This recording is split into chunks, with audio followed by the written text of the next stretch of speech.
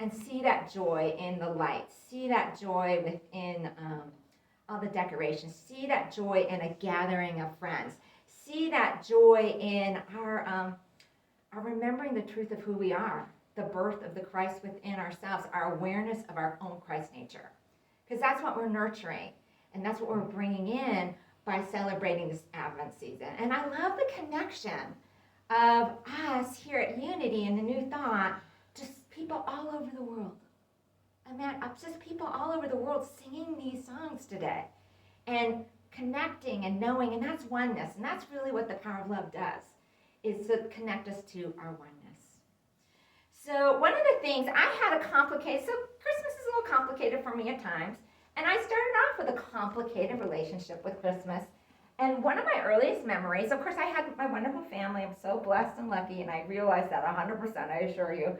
But I was, one of my earliest memories was of Santa Claus. You remember, and I was kind of the target for Santa Claus, right? My demographic was like a Santa Claus heavy. And I was afraid of Santa Claus.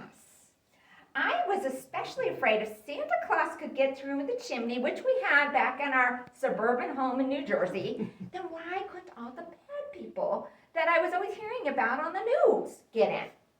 Now, I grew up in that time, I was in New Jersey. It was a suburb of New York. My dad went and worked in the city. It was about the safest place you could probably be, okay? But we would watch the news in New York, and I couldn't discern the difference. I didn't get how fortunate I was to be so safe. So I was really afraid of Santa, and I just, the whole thing, and don't even get me on the Easter Bunny. or the Tooth Fairy. Forget it. I had a vivid imagination as a child. So I remember my dad telling me the truth about Santa.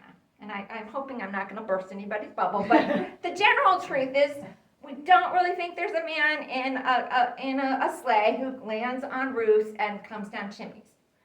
Honestly, as an adult, I am more willing to kind of believe that maybe it's possible. Oddly enough, I believe it more than I used to. But anyway, Dad told me, it's a game we play. It's an imagination game, just like we play all sorts of games with our imagination. It's fun. Never bursted anyone else's bubble with this information. My sisters were both older, 5 and 7 years. They were already in on it. And I just never really believed. And that was fine. And I share this story because it was complicated for me. And it was clarified. And as a child, I was kind of making a ghost story out of it. Remember last time I came and I talked about not telling ghost stories, tell love stories. Like, wow, I used to kind of tell this ghost story about Santa. And I was really harmonizing with that. And as a child, my parents stepped in and just reharmonized me to, something better, right? Something that I really want to know about Santa. And it's interesting, later in life, I found out that my dad didn't believe in Santa and had, I think, a complicated relationship. I think because he grew up during the Depression. I think because it was probably a very difficult time for his family. And that whole good girl, boy girl thing, which I really think we let go of that part of Santa, right? That's ridiculous. But I think that was hard for him. I think there was some heartache around Santa for him. I don't know. I wish I'd asked him. I didn't. But my mom believed in Santa. This is hard to believe in this day and age. My mom believed in Santa until she was in high school. Wow. So it says a lot about their different backgrounds. So my mom kind of got her way with the first two.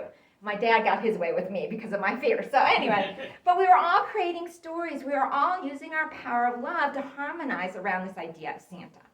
And that's how we use the power of love. And I just thought it was an interesting illustration that we all looked at Santa and we looked at it through a different lens, a different belief, an idea, and a thought. Okay? And I really do I like Santa now, you guys. I like multicultural Santa, though, and that's what I collect. Anyway, so that is my little story to introduce the power of love. So this morning, what I want to talk about is what I mean by the power of love. And I mean it different than love as a feeling or an action. It is the power as far as our 12 powers or 12 abilities. I'm going to talk about using that choice point, which is something we are always talking about here, about choosing to really connect and decide what we want to harmonize with more.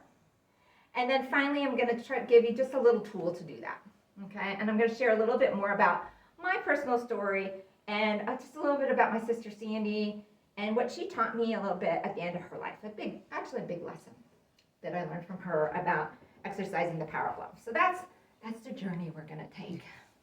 So the power of love.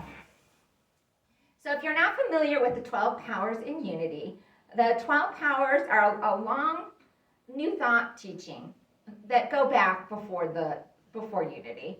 But it's something that Unity co-founders Charles Fillmore and Myrtle Fillmore really developed. And it's really foundational to Unity teachings. And basically the idea is we have 12 powers, 12 abilities, and that we have, and that by utilizing, remembering this is how we access and present the Christ within ourselves, you know. And the more we can kind of bring them into our attention and focus on them, the more we're going to express as our true divine nature. So that's what the 12 powers are. A very quick lesson. There is a book by Charles Fillmore, but I would recommend the one by Linda Martella-Whitsitt. If you want to know more, let me know. Charles Fillmore's book is a bit thick. But here's the definition in Revealing World. In divine love, in divine mind, love is a power that joins and binds in divine harmony the universe and everything in it, the great harmonizing principle known to man. And Revealing World is Unity's dictionary, so this is like our dictionary of this description of this as a power. It harmonizes everything. It's so beautiful when you think about it. It's really about oneness. It's about gravity holding us on this planet. We don't give enough credit to gravity. It's incredible. We're being held here. It's like we're all being loved by gravity, being held here. It harmonizes everything. It holds everything together. It binds us. And then it's known to man. So it is our harmonizing principle. It is what we can use to harmonize with that which we want more of. So Reverend Paul Hasselbeck, in his book, and I'm not going to think of the title of it, about the 12 powers, this is what he says about it. Because I think this is a really important thing to know about the power of love.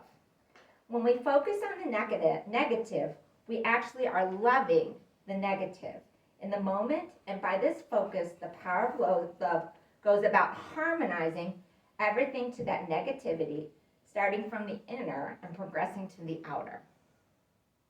So we can harmonize using the power of love. I'm talking about the power of love. We can harmonize with the negative. Have you ever done that? Have you ever just found yourself spooling on and complaining? And I'm not saying there's nothing wrong with complaining. If there's something for us to take a stand on and speak words of truth and stand up for, we need to do that. I'm talking about just telling someone who has no power over it and sharing our frustration. Like I went to the McDonald's this morning and they need more help. I just felt really bad for that, actually. But I could have really gone into a whole thing about that. Oh, those people, instead of just sending them love, you guys need more help. Hopefully your day goes okay, because it's pretty clear it's not easy for those folks there. So there's always a choice point, but we harmonize. Whatever you're harmonizing. And I learned this lesson especially when I was working at Sears Call Center years ago. And I was doing this job answering emails. And it was a really cushy job at Sears Call Center. I was really lucky to get it, because ordinarily you have the headset and this stuff. So I got this great job, and I really wasn't very good at it. Kind of embarrassing to say that, but my identity doesn't depend on whether I could answer emails. Really good for Sears Call Center. And it was Sears and Kmart we supported, and we'd answer like customer service emails. And I took this class, found out about the power of love, and I realized, wow, I was loving this drama about this job. How did I know? Because I was focusing so much attention on my complaints. About that I felt like I couldn't do it, I wasn't good enough. About the fact that, my friends, they just didn't get it. My coworkers, they just didn't care about their customers. That's why they were so much faster than me. And I really was so much better than other people. We'll talk about cognitive dissonance. I was terrible, but I was better. I would complain about it being unfair. I'd complain about the system. How's your job? I still can't get my numbers up. I'm terrible at this. This is miserable. It wasn't a real fun environment for me, right? And I realized that's what I was harmonizing with. That's what I was choosing to want more of. Because that's the question when your power of love is, what do you want more of? And I'm talking in consciousness, not necessarily in circumstances and conditions. It's very easy for us to say sometimes, I don't want any more of this. But I'm talking about how we experience it. How are we thinking about it? What are the beliefs we are holding? What are the ideas? When we become aware, so in that job, I became aware that I had choice points. And I got to choose if I wanted more of this or not. And that, do I want more of this? That comes from Reverend Robin Ryder. And she is another Unity minister. And I heard that when she talked about the power of love, and I've never forgotten, do I want more of this?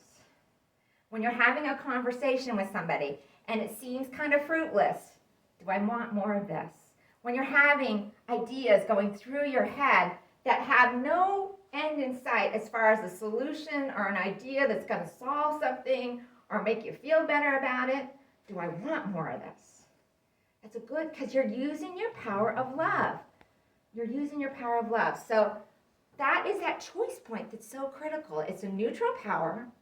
You get a choice point, and that's like a weather balloon. I've talked about this before. It's like, oh, okay, what's going on in my subconscious? Well, there's something happening here. And I know for me, like in the job with my situation with my job, I believe what was going on in my subconscious was that I wanted to be, my identity was that I was good at my job.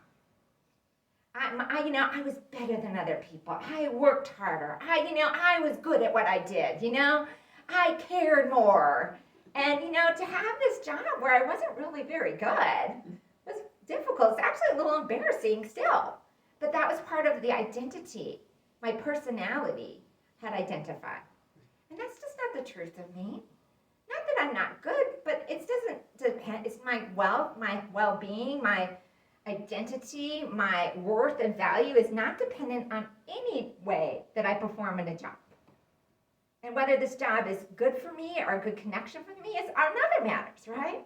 So I had this weather balloon and I start complaining. I'm like, okay, no, I don't want to harmonize with this. I don't want this drama. And I know it doesn't sound like much, but it was a drama. I just didn't like my job, and it's everyone I talked to about it. I'm like, okay. Every time that weather balloon, that choice point came up, I didn't beat myself up. Oh, I shouldn't be thinking that way. That's not helpful. Right? Well, then that's another weather balloon, okay? Put that one aside.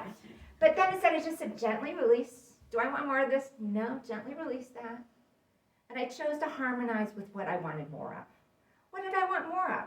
I wanted to enjoy my coworkers. They were actually really kind. They were funny. They were helpful. There was one young woman, she was late to work a lot. And she always got praised for her numbers. And I was like, oh, but she's always late. That's so-and-so. I won't use her name, Who knows? You might know her. That's so-and-so. She was always late. Like I said, that was the stuff I didn't want to harmonize with. And, then I looked at, well, why is she late? Because she was giving a ride to a friend, her roommate. She was so generous and so kind to her roommate who had a child that also lived with them. She gave rise to this child. She was so generous and kind. This is the world I want to live in. And if they gave her a break for that, well, that's a company I want to work for. I want to work with people who, if I asked them a question, would take the time to help me. And then I also just had to recognize it's not about comparison. Comparison for me and my productivity and what I can do to anyone else is never helpful. We can be inspired by each other, right? But when we find ourselves lacking or better than, it generally doesn't lead us down a good path. It's not harmonizing with what I want more of. So the other thing I gave myself a break is, what's the difference? Who cares? It's not when I die, they're going to give you, well, she never got her email numbers up. And, that's it. That's a sum total of her life. I almost acted like that was what it was. Like someone was going to look, oh, those email numbers, I don't know about her. It's not going to, no one cares. I had a safety net. My job was important to me. I did have bills. I had a way of life I was trying to support. But I had a safety net. My mother was alive at the time. I had places I could go.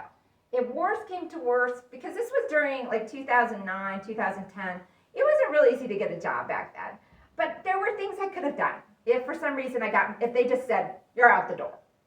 There were things I could do, and I could, you're safe. This is a fear, and that's okay. You're fine. There's no logic in this fear. And if I really base myself in understanding, God is my source.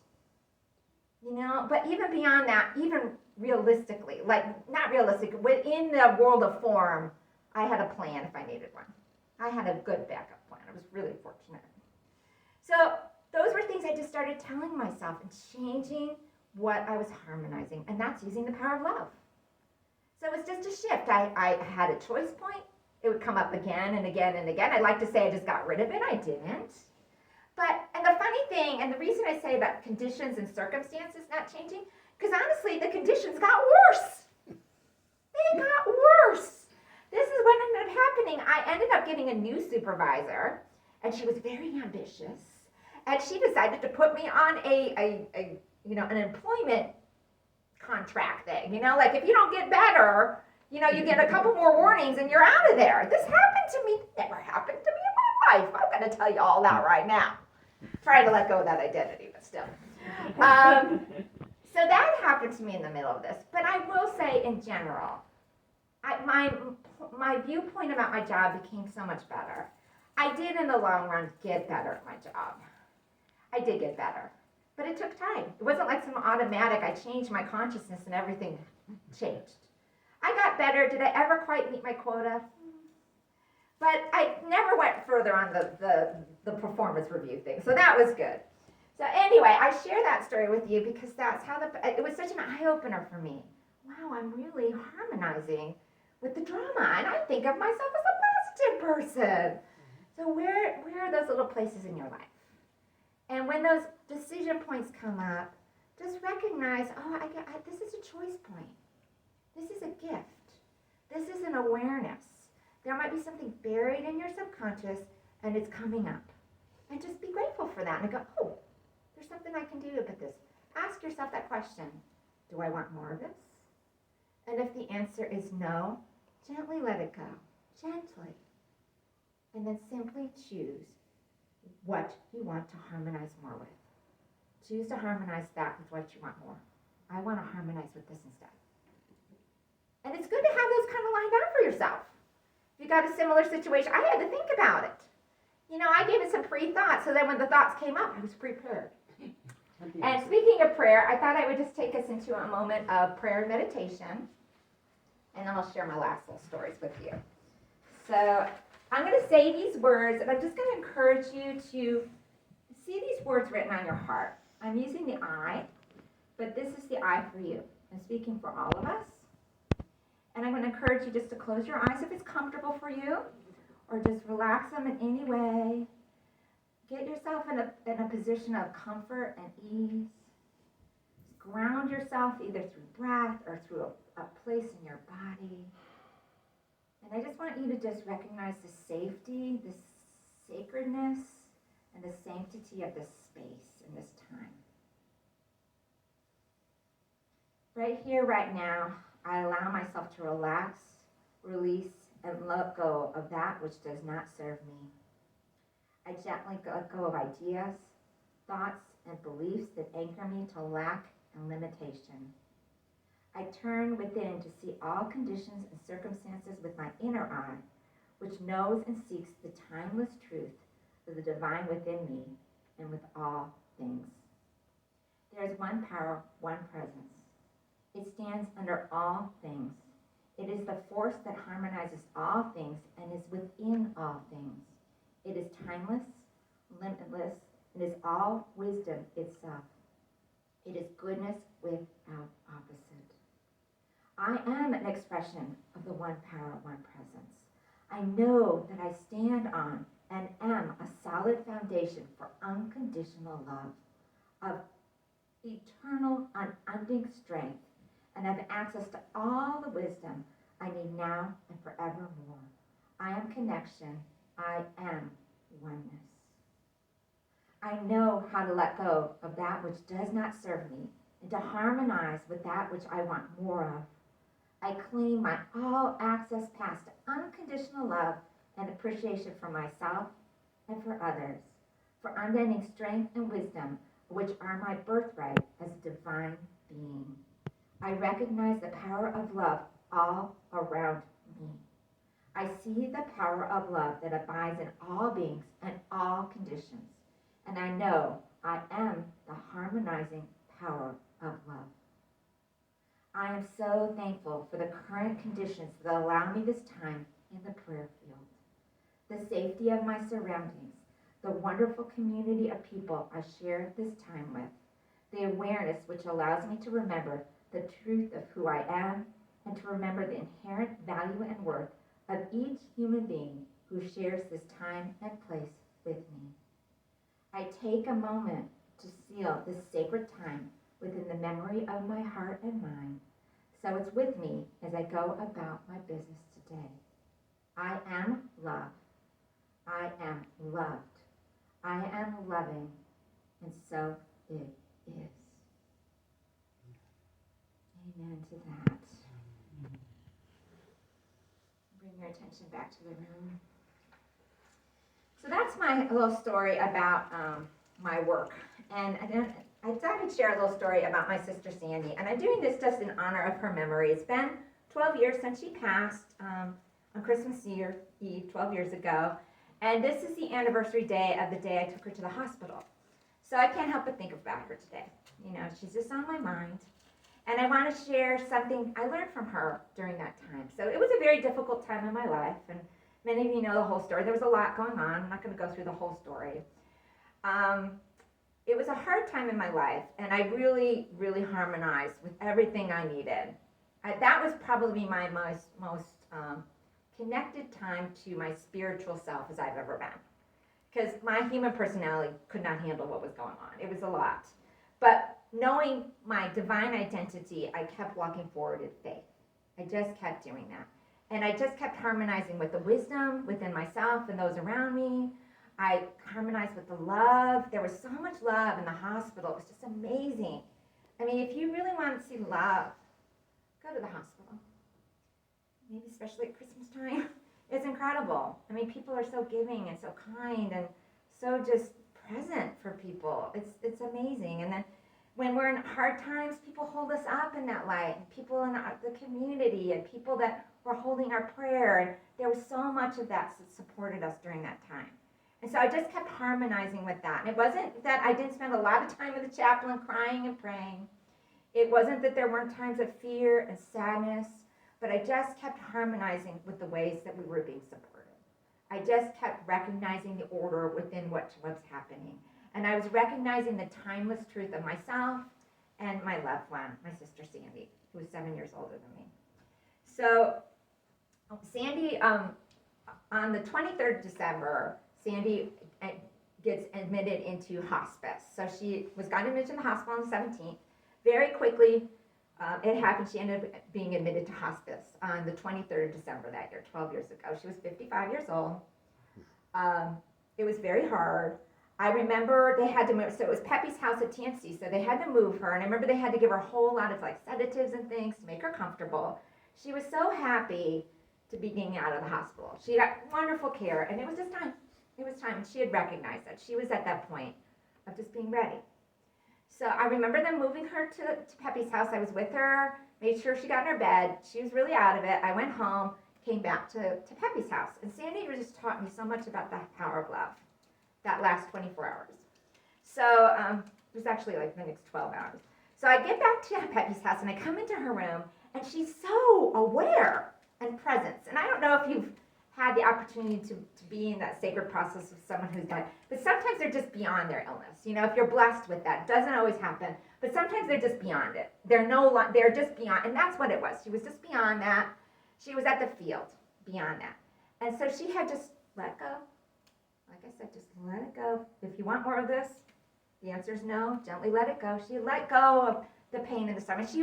And it made me realize that when we are physically suffering, or mentally have health issues, we need to hold the high watch for each other, because it's hard to do that.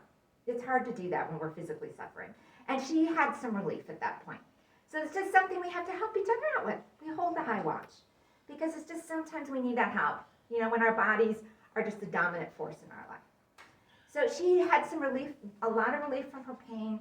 She was totally present. I come into the room, she goes, "Sue, where have you been?" And I'm like, "Oh, wow," you know, and she was just so vibrant and life. And I'm like, "Oh, you know, I just had some things to do." And she's like, "Oh, that's fine." And it wasn't she was upset. She just wanted me to be there with her. And I was so excited to be there with her. So we started talking, and she just loved that place so much. She's like, oh, it's so wonderful. And she was just using the power of love, right? She said, like, I'm done harmonizing with the pain and the fear. At this point, she just gently let that go. She had a moment of just real clarity. I'm going to harmonize. I'm going to choose to harmonize with my imagination and with my love and my connection. And I just was there for it. You know, she's like, Susie, I can pretend to be anywhere I want. I am in the Bahamas. I'm in the Bahamas right now. And I'm like, I'm with you. Let's go to the Bahamas. So we used our imagination and pretend we were Bahamas. One of the things I did is went home, got some stuff so I could spend the night with her and took care of the dog. And so I was, laid down on the bed on the other side of her, and we just joked and laughed. We talked about Glenn Campbell. We tried to get some Glenn Campbell music. My sister was one of those people, Sandy was one of those people who listened to music endlessly. You know, those people went back when we had record players, and they did the thing, and they would just play over and over and over. She was that person. There are some songs that are always linked to her. But she got a Glenn Campbell album once for Christmas, and Glenn Campbell became Christmas music to us. Like, I listened to any Glenn Campbell, Gentle on My Mind. You know, you could have sung Running Star and Cowboy, and I would have been right along, you know. So we didn't find any Glenn Campbell music that day. That's okay. It was 12 years ago. It's a little harder back then. And but we laughed about that. We laughed about that MacArthur Park song because we just always thought that was so funny. And it was just so wonderful to have this night with her. And I laid down at night, and then we went to sleep, and they came and they turned her, which was kind of amazing. She had issues with her back, and it was incredible they could do that. And I remember waking up in the morning, and she's waking me up. She goes, Sue. And I'm worried. And I'm like, what? And I jump up, and I come to her bedside. She's like, I'm laying on my side. And she was just so happy at the simple thing of being laying on her side. And I know many of you can relate to this on many levels. And I'm like, oh, Sandy, I'm so happy for her. And she's so happy. And she had some apple juice, and we toasted that. And we talked a little bit more that morning. And then she says, Sue, we just have so much to be grateful for. Talk about harmonizing and using the power of love. Talk about the best Christmas present I have ever gotten in my entire life. The aide came in, and it was time for her spa treatment. So I went out, made some phone calls. I had a lot going on at the time. And I came back into the room, and Sandy just wasn't conscious anymore. And if you've been through this, she just wasn't that. So the very last conscious thing my sister told me was, we have so much to be grateful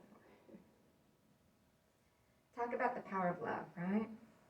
So I share that with you because it's just such a great reminder. And we can switch, and she just had that gift. And she wasn't still scared, and she didn't want to leave. But somehow, I just believe the divine within her just knew the truth, and she was speaking those words to me. And I'm so grateful for that. So I share that story with you because of that. And I know it's a sad story, but I hold it in my heart with joy. And so when I hear Christmas songs, I remember that. That's what I remember. We have so much to be grateful for. And she was so right. I mean, I know some of you are remembering loved ones you've lost and similar experiences. And I just believe they're always here with us. We do go through a process called death. They are not physically here. It is painful, and it's sad, and it's hard. And we can always just remember their presence because we are timeless beings. And she's here right with me and with all of us. So she would tell y'all Merry Christmas. So I'm just going to leave this with you. It's just to encourage you all this week as you find yourself harmonizing with whatever you're harmonizing with. And you ask yourself these questions. You ask yourself, do I want more of this? If the answer is no, gently let it go. Gently let it go. And simply choose to harmonize that with you which you want more of. Harmonize with that which you want more of. Okay? And Sandy says Merry Christmas. My mom does too. All right, there we go. Thank you very much.